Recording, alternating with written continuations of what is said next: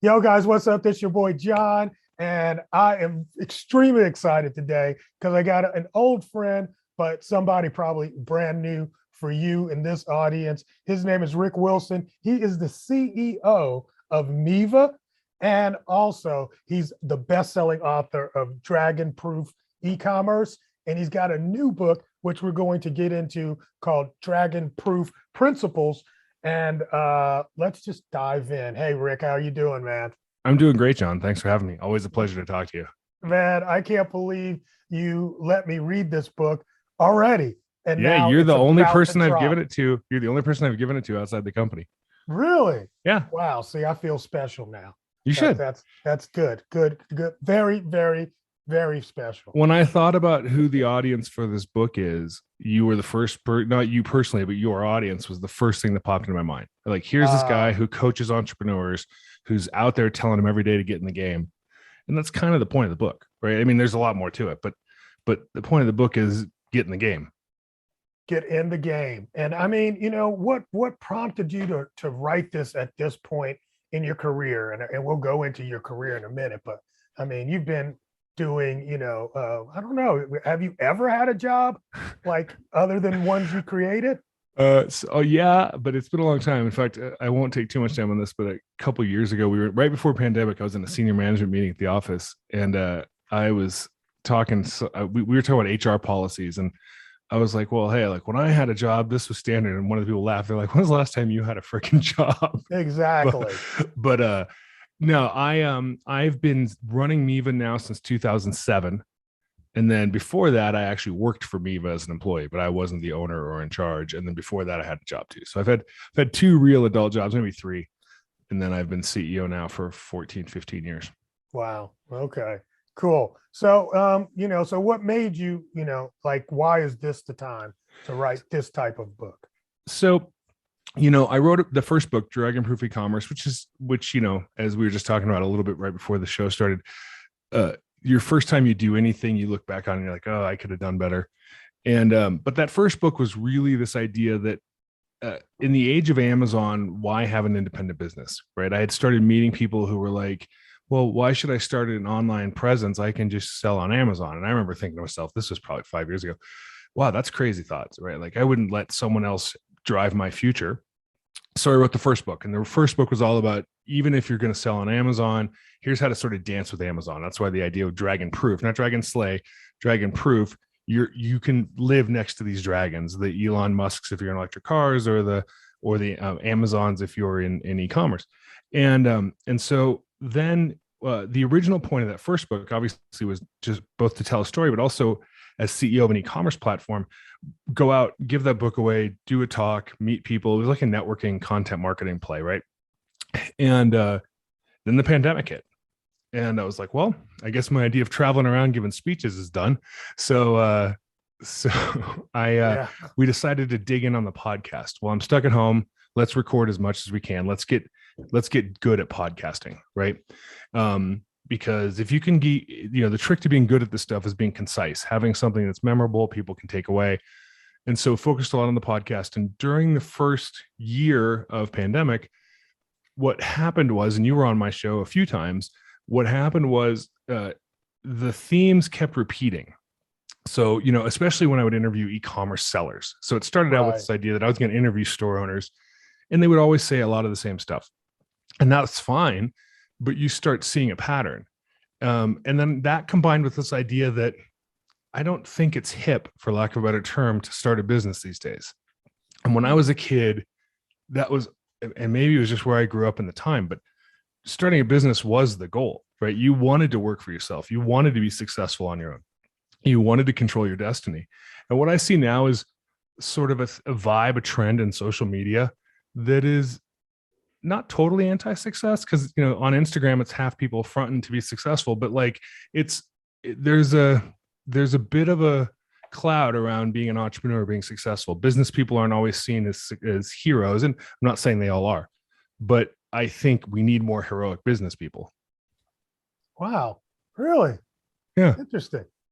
That's that. The reason why I'm thinking that's interesting. I kind of feel like there's like a more desire now to be a business owner than before, but maybe it's just more of being your own boss than before. Yeah, maybe. And also look, the problem with you and I is we've gotten old, right? So I don't know that I have my finger. I don't know who you're talking about.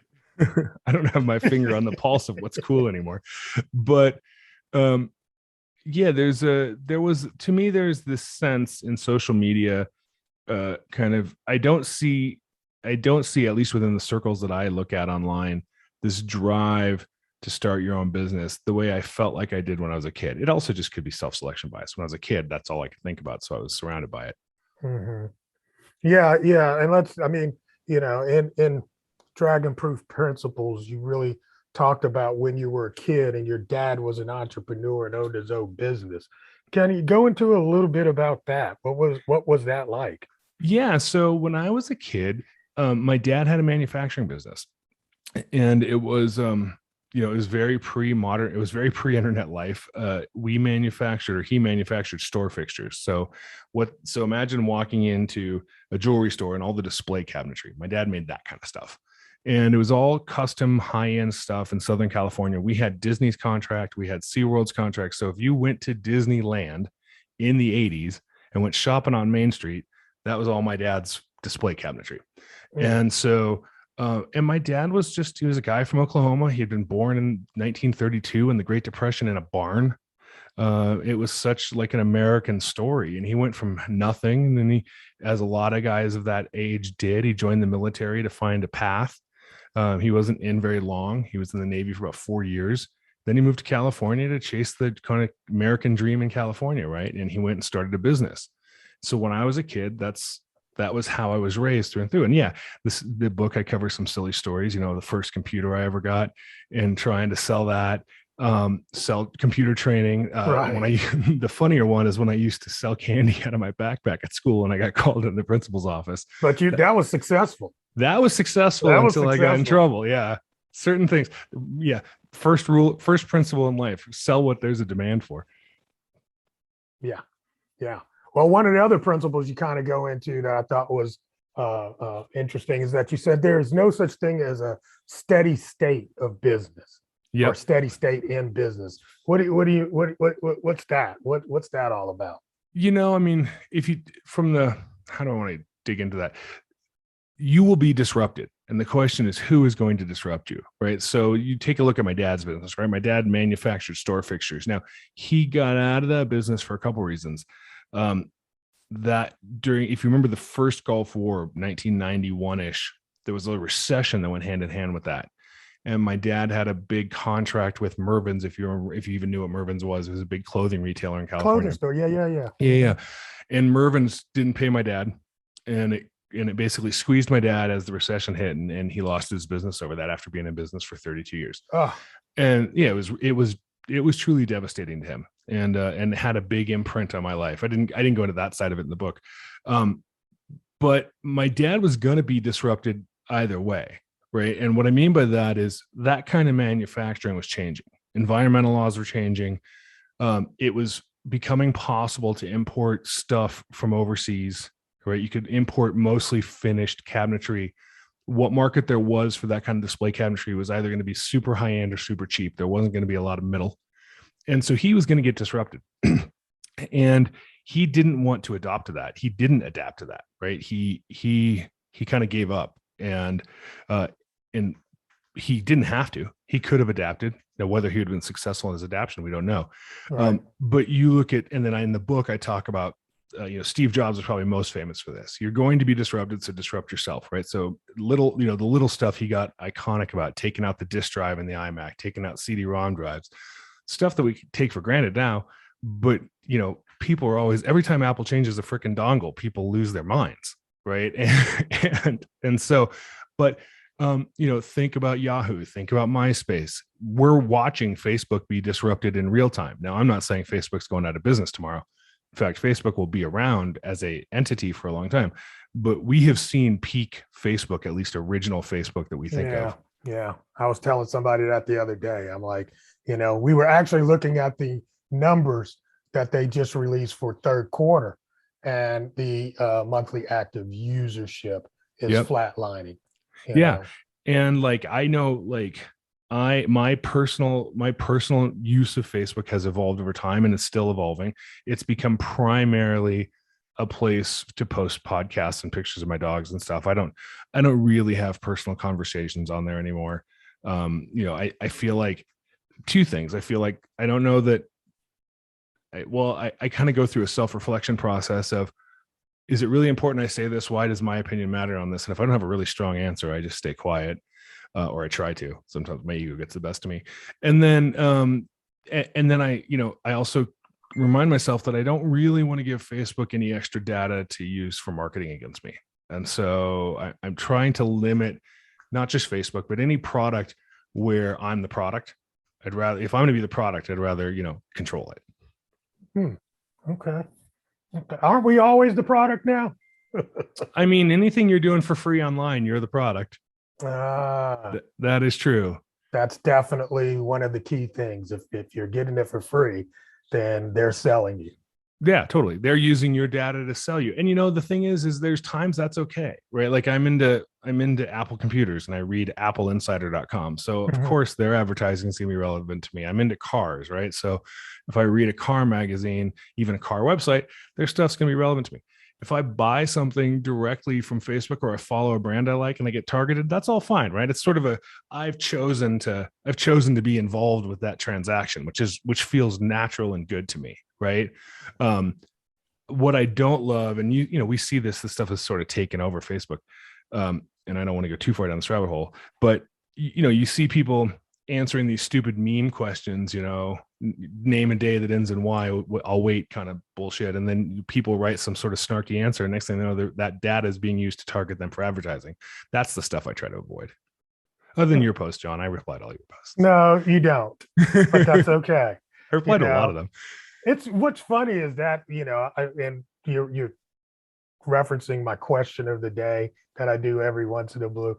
And, that is just a conversational piece. Yours is legitimate. Yours is not some Right. farm from Russia trying to hack Americans. Right.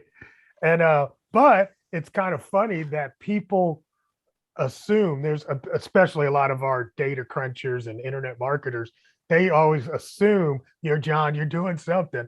And I'm like, no, not really. No, I know you're just starting a conversation. You're engaging your community. And I was going to answer this morning, but I was actually trying to get my Starbucks before we talked. I had the exact same experience about Halloween that you had. We bought all of this candy and we had 12 people knock on our door. I know. I'm like, okay, this is going to be the year we're going to get it back. And man, I'm going to have to double up my workouts at the. I know. You better just go ahead and donate it somewhere, man. I'm just going to have to take it over and donate it. Because it will be here and it will get eaten. Yeah, but back to your original point, I think every business person needs to constantly, there's a series of questions in the book. What problem are you trying to solve? What is it? How do you uniquely solve that problem for your clients? Right? If you're client focused, that's a strong principle. And in the steady state, what's changed in the market? If you look at my business, Miva's been around for so long that we've had lots of different mini dragons in our world, right? A decade ago, we were competing against Magento for every single deal, right? And before that, it was Volusion. And then it was Shopify, although our product's pretty different than Shopify. If you need Shopify, it's great. If you don't need Shopify, we're probably in your wheelhouse. Now it's big commerce a lot, right? So our competitors change and we have to adapt to that as that changes, right? Your world changes, right? When you wrote kick-ass social commerce for the entrepreneur 7-8 years ago, that was people just starting to get their head around how to use Facebook for marketing. There was barely Facebook ads back then, if they even existed, right? Your world is totally different now. Your content creation world is different. The message you're sharing is different. There's probably root principles that flow through all of it, right? But this isn't, you long since answered the question, can I actually sell something on Facebook? Right. Yeah, absolutely. I guess so. And I've seen your speech. Your entrepreneur story started out back in the late 90s when I was starting Miva, and you were selling those concert tickets on eBay, right? And I think about how eBay was that dragon back then, right? And eBay's still out there. I bought something recently, but it's not Amazon. It's not a lot of things. Yeah. And, we could go in that rabbit hole too about what they could have done and maybe didn't do, and Sure, they're a business what they that maybe tried. perhaps didn't see the steady state change, right? Right, right. And I don't know. At some point too, I don't think they held on to, which is my next talking point with your book, but I don't think they held on to their culture. They let go of their culture to compete with Amazon. Yep, totally, right. Because you were more steeped in that than I was, but I was part. I mean, I was more next to it, but I saw it. eBay had a culture. eBay sellers were a culture. Mhm. There was sort of a code. Now, it didn't mean everyone followed the code. Doesn't mean anyone ever follows all the rules, right? That's not how it works. But there was definitely a culture on eBay, and as Amazon started ascending, they were caught in this weird middle. They were not Amazon, and they were never going to be really Amazon. And there was some features about Amazon that they could embrace, which they did. But in that process, they went from being a clearinghouse for items into a not as good Amazon, right? And so if I want something in 2 days that's brand new, why wouldn't I start at Amazon, right? There are subcategories at eBay that they still dominate, like auto parts, but or tickets, since I think they still own StubHub. I know they talked about They spinning still off. do, Yeah. But on the flip side, think about all the opportunities they've lost. Things like Poshmark, StockX, those things all exist now because eBay let that culture go away. Yep. Right. Exactly. If you have one of those 30,000, if you have that one pair of $30,000 Jordans that sells, well, actually, did you see one sold for 1.7 million the other day? The first pair he ever wore ever in a game. They stink, and I get it. Yes. Yeah. Those actually sold, I think, at Sotheby's. But my point is, eBay could have held on to, in theory, if they'd kept that culture of buyers, things like StockX, Poshmark, those things should all be eBay properties. Right. And right. eBay sort of they got stuck in that middle. No, they have a big middle. They have a big, they're still a multi-billion-dollar behemoth, but they lost that edge. Now, okay, so like I said, I was going to talk about this. One of the principles in Dragonproof is a good culture, and you kind of talked about the culture you've created at Miva. Yep. And can you go a little bit into why culture is so important? Yeah. Important. This is something that this is probably the thing of all those things I think about. This is probably the thing I think about most. So, and this is definitely be somewhat unique to my journey, but I was so myopic on trying to become successful that I don't know that I took culture that seriously when I was younger, right? The end goal seemed to be like success. And by that, I mean financial success. And a couple things happen. One is that doesn't work. And two is even after you're financially successful, you still go to work. Right. And I think that was when young Rick didn't understand that. Right. And so there's a saying in Buddhism that I like: before enlightenment, you wake up and you take out the trash. After enlightenment, you wake up, you take out the trash. And that was a big thing for me here was, shit, I still got to hang out with these people after we achieve success. And these are the people I'm going to spend probably as much time as I spend with my family, and probably more than I spend with my closest friends. So if that's the case, if that's the actual perspective, what does that look like? Right. And, it starts with, I don't want to work with a bunch of assholes. Right. Like, so that's the no asshole policy. And I certainly didn't invent it, and I use it. There are other big CEOs who talk about this, the no jerks, no assholes, whatever. But if someone's toxic, get them out of your business. No amount of success they in theory might help you bring is not worth it. But it's beyond that. Like, be authentic, enjoy you. Like, I want people, when they wake up, if someone wakes up and they're like, fuck, I don't want to go to work today with Rick, then I'm doing something wrong. Now, that doesn't mean everyone's going to want to stay working with me forever. I'm not looking for that. Right. What I'm looking for is, imagine you're having house guests over. You don't want people to come to your house and have a bad time. We'll take that to like a very logical, far out degree as far as running a business. You want to give people a place to feel seen, heard, acknowledged, validated. You want their ideas to be celebrated, but it's also a place where they can learn. And it doesn't mean it's all roses. You're going to have bad days, right? But culture becomes the driving thing, because even after you pay your bills, you're still going to go to work and you're still going to spend time with these people. And so and I think a lot of companies don't take it as seriously as they should. Culture is very important. And you say it pays permanent dividends. So it continuously is you're reaping the rewards of You this. know, we, um, Miva's been fortunate enough to not just be successful for me financially, but it's helped some people who work for me become, financially independent. And I promise you, when this is all done, even if 100 more people achieve that level of financial success, the thing they're not going to talk about that. No one's gonna be like, "Hey, working for Rick, I made X number of dollars." They're gonna be like, "Wow, that was really the best working experience of my life," or not. They might say that was the worst.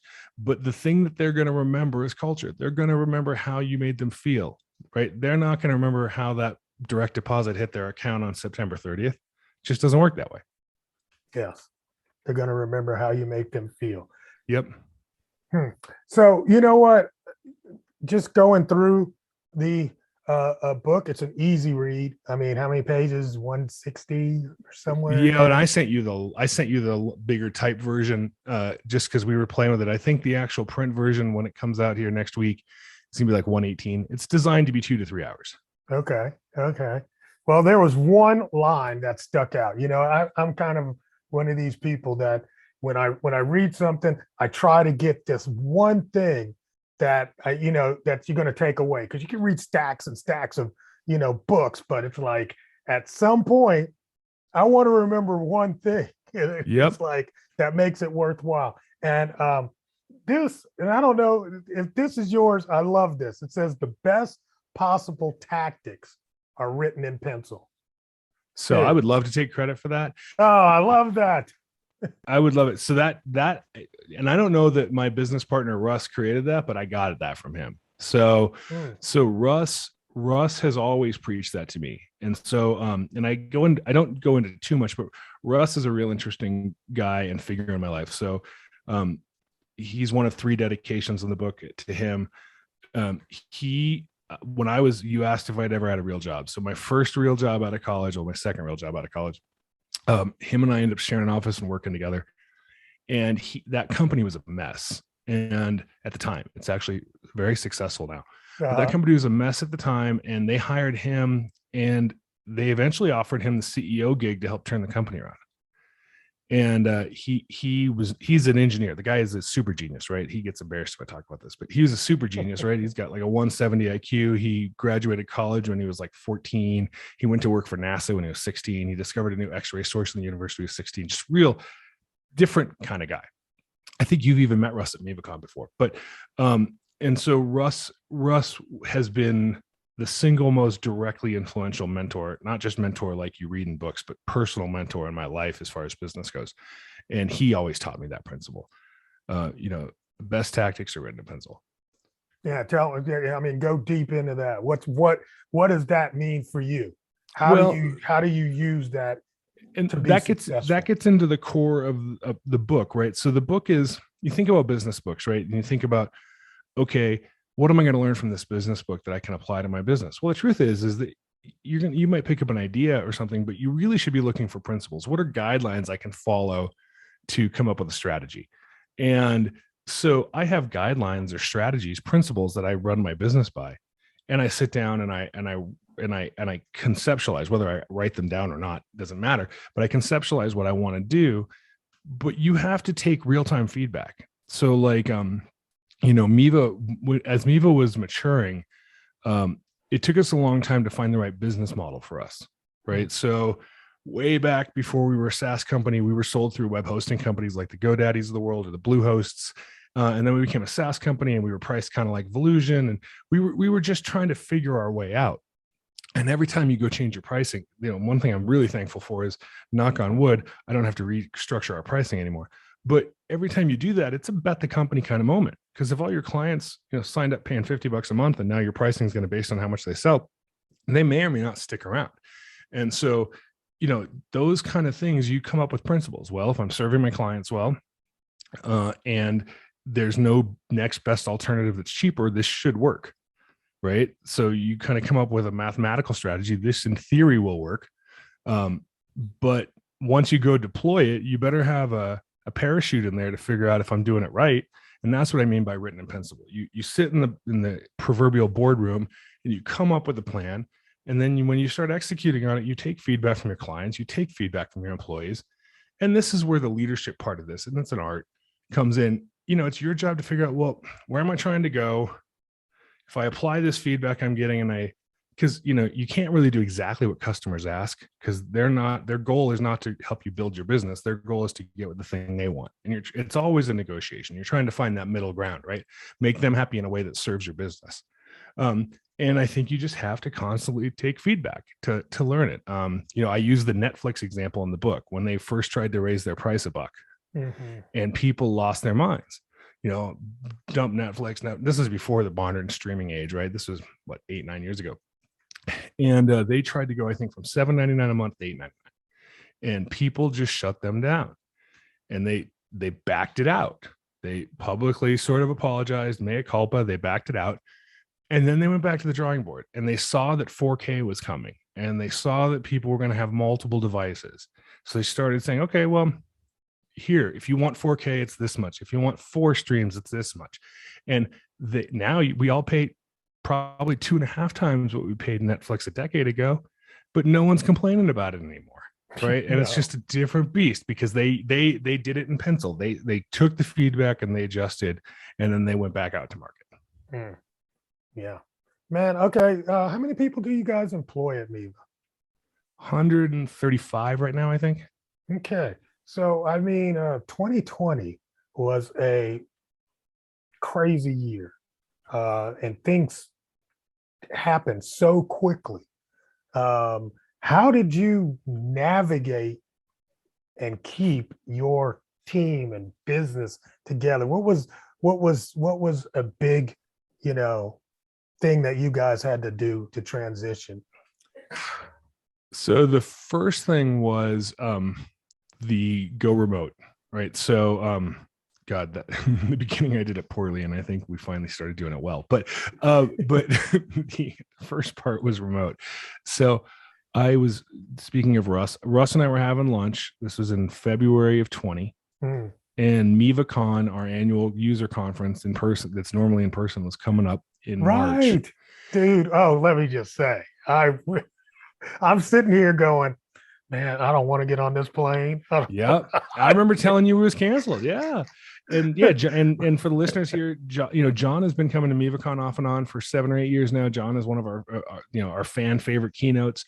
And so Russ told me to take this thing seriously about a month, 5 weeks before MivaCon was scheduled to happen. And it was the first time, and I had joined your Facebook group, the Watching the Virus thing, because you were the first person I knew who were paying attention to the pandemic. And so then we canceled MivaCon, and we started doing the math on what the hell was coming. And we're like, well, we got to go remote. And we figured, I think we got ahead of it by about 2 weeks. So we weren't wildly ahead of it, but 2 weeks made all the difference when it came to stuff like buying headsets and phones and webcams, right? Because suddenly 3 weeks later, there's a run on everything. Right. Yes. And so we did all that. And then, and then this even goes back to what I was saying about the steady state stuff. We kept going through phases of new normals. So the first normal was just get people working from home. And then, okay.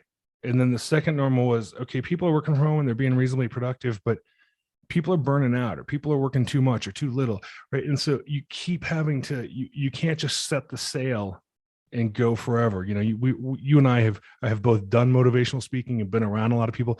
It's like the old motivational speech thing about the rocket ship path to the moon. It's not a straight line, right? That's the steady state principle.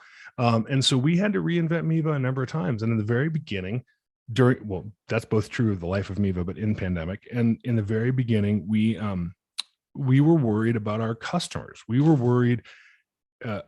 We used our customers as a proxy for us. If our customers started going out of business, we were screwed, right? And we're not a Shopify. I didn't have, billions of dollars in the bank to ride something out. And so we were monitoring our customer sales way more closely than we normally do. And we had a hotline for them to email or call if they were having problems. And we would work with them on discounts. We would work with them on payment terms. And it would be based on how your sales are doing. So if your sales hadn't dropped and you were calling saying, oh my God, I can't afford this, we'd be like, well, come on, dude. But if your sales went to zero, we weren't going to be like, sorry, you said you'd pay. We would work with you. And so we did that. And then somewhere around a little over a year ago, somewhere around last summer, it was clear that this really was a new normal, even though that would be changing a lot. And we had to figure out, the marathon mode kicked in. Like, how do you kind of permanently do this? What are the things you have to change? I would say we've handled it well, but that's a process that's still ongoing. We're constantly trying to figure out how to focus on, going back to the culture thing, how to focus on culture, how to do this stuff in a mostly Zoom, Slack kind of world. Got to be amazingly difficult, but challenging. Yeah. Right? And I expect our, you asked about employee count. I would expect us to be 200 employees. I don't know if this time next year is the right statement, but not too long after that. I think we're on a pretty fast trajectory to a couple hundred. And, one of the questions is about culture is you normally, a lot of culture is done by osmosis. People are in a room together and they kind of get the vibe, right? It's nonverbal communication. And we're trying to figure out how to untangle that and pass the culture on in a world that's remote. And frankly, some of it we do well and some of it we're still learning. Right. Yeah, it's definitely different. So again, we're kind of go through, guys, the principles that Rick Wilson put in his new book, Dragonproof Principles. It's coming out basically next Tuesday, the 8th. Tuesday on the 8th. Yep. And one of the things you said is that the more successful you get, the bigger your isolated bubble becomes. Yep. Now, I mean, really? Yeah, absolutely. At least that's been my experience in life. Yeah. I mean, tell me, what is the isolated bubble? And is that something you put around you, or is that something that happens to you? I think it's a little bit of both. So it depends on your role. So I think in the book, I use the example of George H.W. Bush, the first Bush president, who, when he famously went to a grocery store and he didn't know what a scanner was, right? This is long before self-checkout. He didn't know what a scanner was. And they talk about the bubble of the presidency, but I think it comes about two ways. And the first and most organic way is your job as CEO of a company, your job as a business leader is to do the thing that's the most effective use of your time. So the most effective use of my time at Miva is not to open the mail, as an example, right? Now, I'm not above opening the mail, but it's not the best use of my time. And so, and that kind of decision-making reverberates through a whole slew of decisions, right? So when Miva was 5 employees, I probably did open the mail. And now that it's 135 employees, like we had someone who's starting to work for us again today, who used to work for us, and he's going back through the onboarding. And he was texting me a question about onboarding this weekend. And I realized, I don't know what we do for onboarding. Like, I don't know. He had a questionnaire he had to fill out. And he was asking me a question about the questionnaire. And I was like, I had to text him. I was like, I don't know what you're talking about, man. I've never seen this thing. And it's that kind of thing. You build systems and those systems are ancillary, right? So like I know you're big using virtual assistants. Whatever your virtual assistant does is one thing you're not thinking about as much as you used to think about. And that's an insulating thing. And the more successful you become, the more of that there is.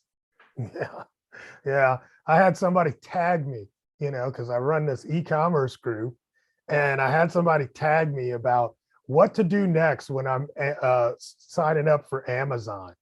And I'm like, bro, I signed up in 2005. So I haven't had to do this ever again. Yeah, and exactly. To try to go back to 101 teaching or understanding, it's like I really can't, at least for the detail parts. That's like the scanner to George Bush for me. Totally. I have no idea. Well, and that happens a lot in my world, where people will ask me, like, I mean, one of the most common things for e-commerce people is, do you know a good SEO? And part of the problem there is good SEOs are hard to find. Yeah, right. And so, and I'm always like, I understand the idea. Like, I probably understand the idea better than 99% of Americans. Right. But shoot, I don't know how to tell you what to go do to your meta tags or your URL structure today. I mean, I could point you to some blogs, but they're not my ideas. Right. Yeah. And that stays in flux, Always. It changes, even if I would tell you what I did in 2005 to sign up for Amazon, I'm sure those fields have changed. The process is different. Even take a seat, take an extreme version of the situation I'm in. Take Toby from Shopify, right? So when Toby was in his 20s and building Shopify, they started out by building a custom shopping cart for someone, and he decided to productize it. And he, at the time, he was intimately involved with that. He's writing the thing in Ruby on Rails. He was intimately involved in everything.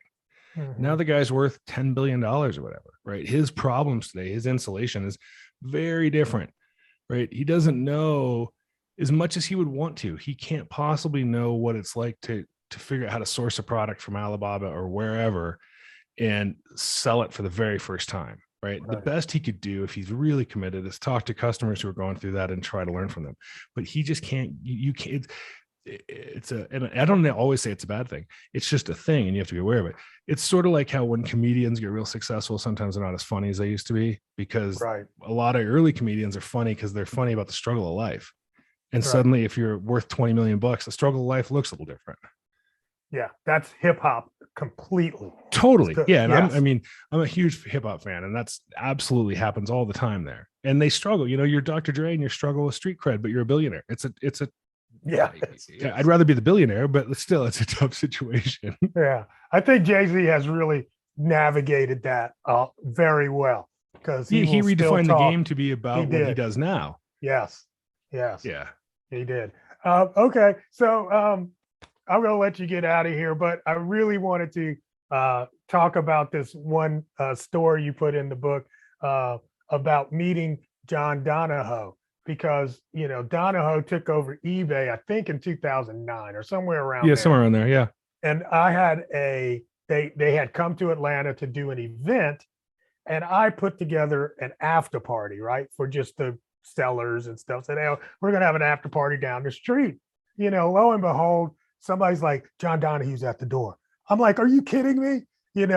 And so he came in because this is his first year. He's getting to know the community, but he came in and he hung out for like 2 hours at this party and just had a great time. I got to meet him. He met my mom. And it was just pretty awesome to see that story in the book, because it's like, wow, this guy today, he is the CEO of Nike. Yep. So kind of tell me about how meeting him impacted you for what you said, like 10 minutes, because that's about how much time I got with him. Yeah, it was probably a pretty similar story, right? So, I mean, for selfish reasons, PayPal used to do this thing that could probably only be called a boondoggle, but they used to do this thing where they would invite partners from companies like mine to a fancy resort spa, and we'd get, fancy dinners. I got to meet Tony Gwynn one time. You go see a movie being produced, you go to the spa, you play golf. It was like someone paying for a real nice vacation, right? And so during one of those, they happened for like 3 years in a row, and it might have been the first one. John Donahoe was there. It was at the Grand Del Mar in San Diego. It's the first time I'd ever been to the hotel. And if you're ever in San Diego looking for a ridiculous spa experience, go to Grand Del Mar. But there I am, and I'm 30. I don't know, I'm in my mid to late 30s. And my dream at the time is to sell they had bought Magento, and my dream was sort of like to try to, maybe they should buy us too and merge this whole thing. Like going back to what I said about the culture thing and building, I was still focused on, hey, I'm going to sell this.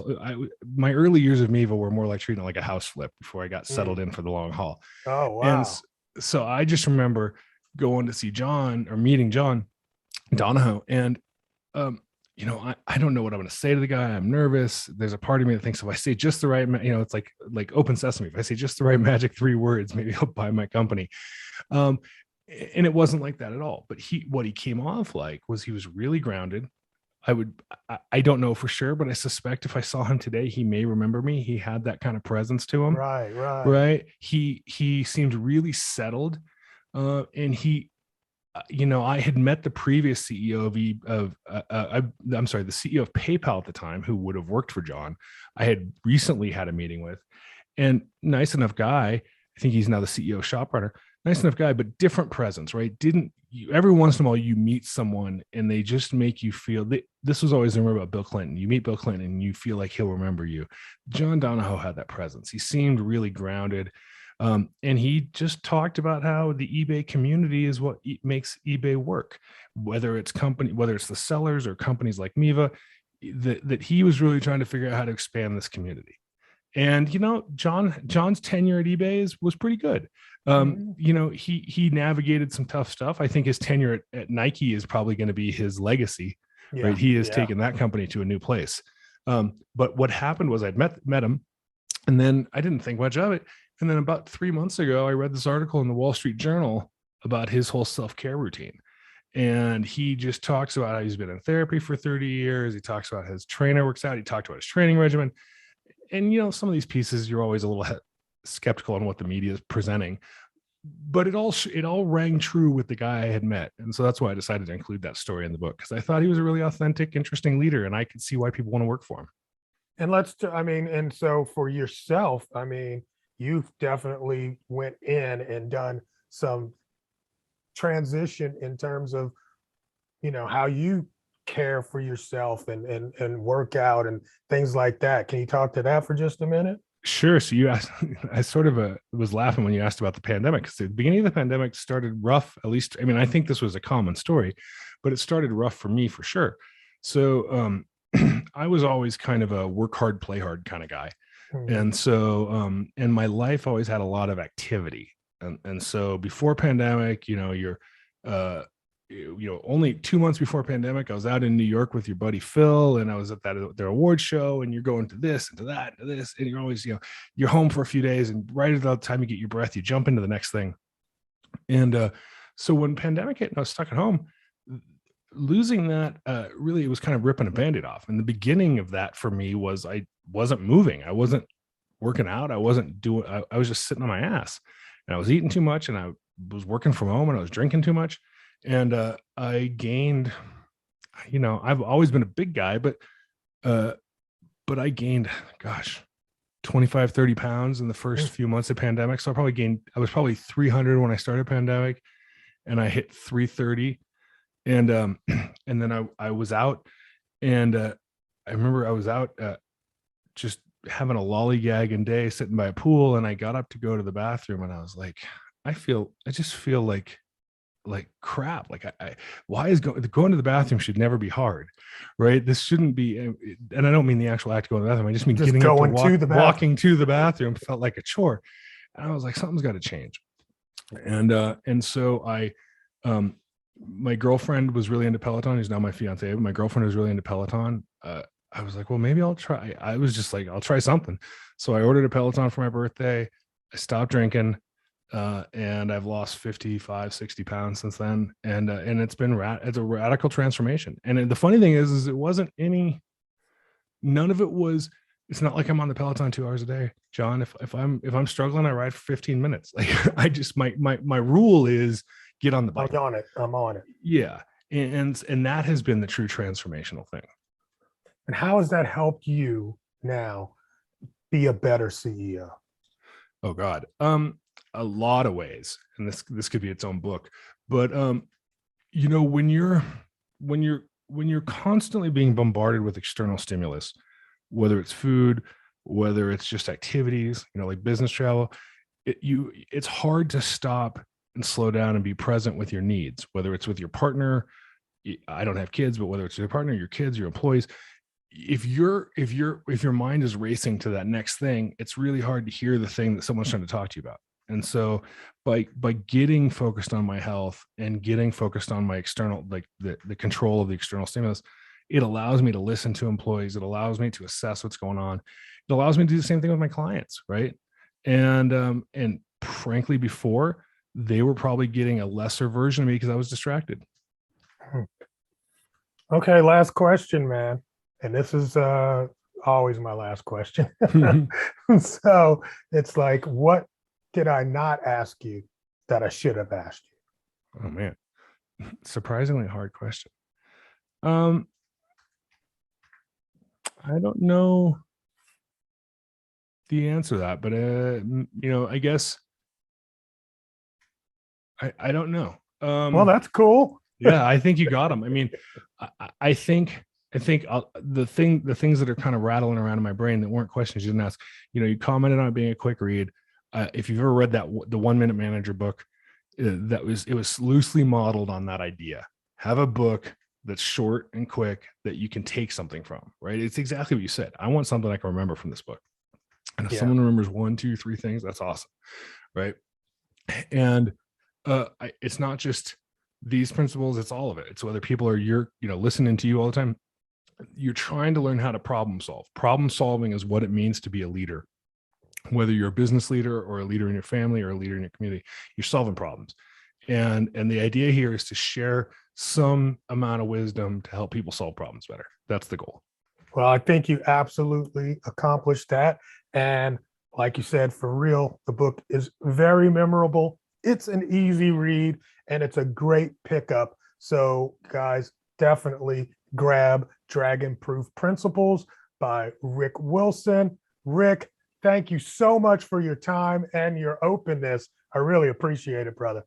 Always. Thanks, John. And for those looking to find my stuff, since Amazon search kind of sucks, go to dragonproof.us, and the book comes out on the 8th, and you'll be able to grab it from there.